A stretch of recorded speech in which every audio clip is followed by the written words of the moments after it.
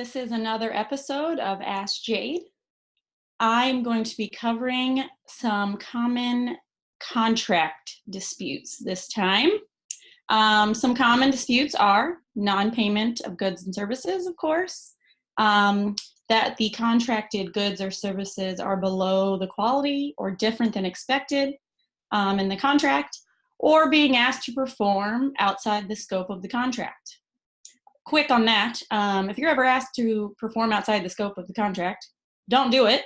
You're not contractually bound to do anything outside the scope. Or draft an amendment so you have something in writing, and then you can be compensated for whatever you are performing outside the scope. Some tips for avoiding contract disputes. The writing is important. Even the negotiation portion of the entering into the contract before there's even a final contract, put all of the negotiations in writing so you can make sure you're on the same page on everything.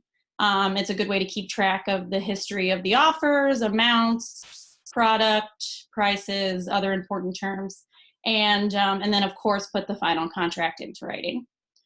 Another tip is to know what you want. You should be able to negotiate each point very clearly, such as the selling price and other important terms. And it's okay to work with price ranges and such, at least initially, and estimates, but you need to have those final specific amounts in the final contract. Another tip is to watch out for any changes even after the contract is in place. Changes come up, you want to document them and amend if it's a big enough change. Another tip is to be very clear, define technical words and trade terms that can avoid misunderstandings. And then of course hire a contract attorney, and it helps to work with a professional, and it can make things run more smoothly during negotiations. And of course, it can help prevent there from ever being a dispute because you have the proper contract in place. You have everything done thoroughly and done right with an attorney.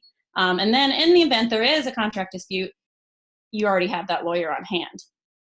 And then just to let you know, some of the remedies for breach of contract, there's three main ones, which are damages, specific performance, and cancellation and restitution. Those two go together. Damages are most common.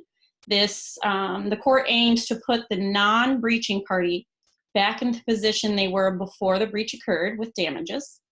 But then if damages are inadequate as a legal remedy, the non-breaching party can seek the alternative, which is specific performance, which is basically court-ordered performance of the duty under the contract.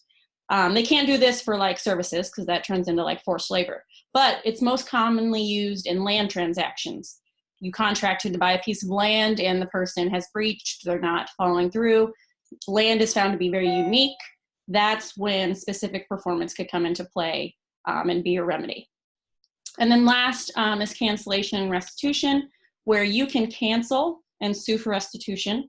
Restitution just, like damages, puts you back in the place you were before the breach, but then you also cancel that contract. It voids the contract completely and relieves everyone of their obligations under that contract.